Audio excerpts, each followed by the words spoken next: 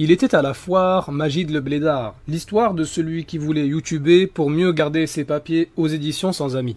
Assalamu alaikum, bienvenue à tous, j'espère que vous allez bien. Tiens, Majid, vu que t'es là, j'aimerais bien que tu nous montres un peu tes connaissances. Par exemple, le verset 38 de la sourate 5 du Coran, où Allah dit que le voleur et la voleuse doivent avoir la main coupée en guise de punition. Ce verset, qui révèle une loi brutale dont la plupart des musulmans occidentalisés ont honte, n'a jamais été contredit par le moindre autre passage dans le Coran, ni même abrogé par Mohammed lui-même dans sa sunna. Cette loi qui peut vous sembler barbare est donc encore valable aujourd'hui en 2017 pour le Dieu des musulmans. En outre, là encore, je ne crois pas qu'un Dieu à l'intelligence supérieure qui sait tout et qui peut tout en soit l'auteur. En effet, premier problème, ce verset ne précise pas quelle main du voleur il faut trancher. Cette indécision divine doit donc être comblée par une décision profane et humaine. Autre problème, il n'y a pas de précision sur le montant de la valeur minimum du vol à partir de laquelle il faille trancher la main du voleur. Donc, puisque Dieu dit de couper la main du voleur et qu'il ne va pas plus loin dans la précision du type de vol, si je veux, je peux couper la main d'un simple voleur de pommes. On aurait pu lui faire rembourser la valeur de 3, 5 ou 10 pommes afin d'expier ou de racheter la faute de son vol, mais non, car Allah a juste dit de couper la main du voleur. Alors encore une fois, carton jaune, Majid. C'est vraiment bas.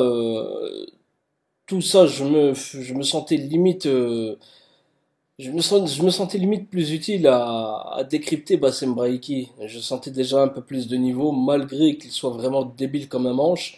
Mais ceci dit, et pour revenir à cette histoire de main coupée, tu as dit dans ce passage ne pas savoir où se situe la valeur pour le voleur.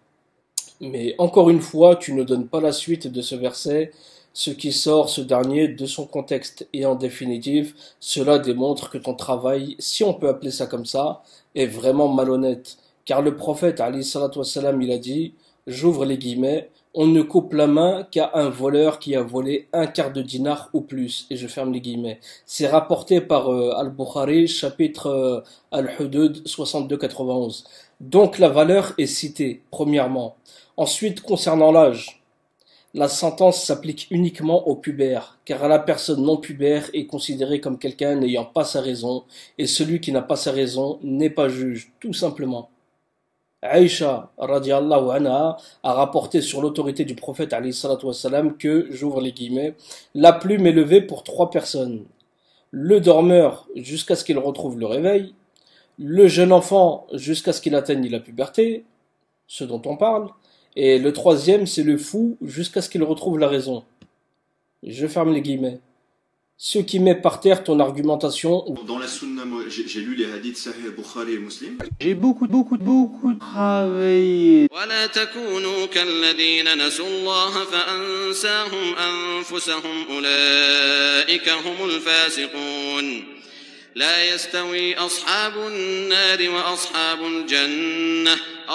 الجنة هم الفائزون لو أنزلنا هذا القرآن على جبل لرأيته خاشعا متصدعا من خشية الله وتلك الأمثال نضربها للناس لعلهم يتفكرون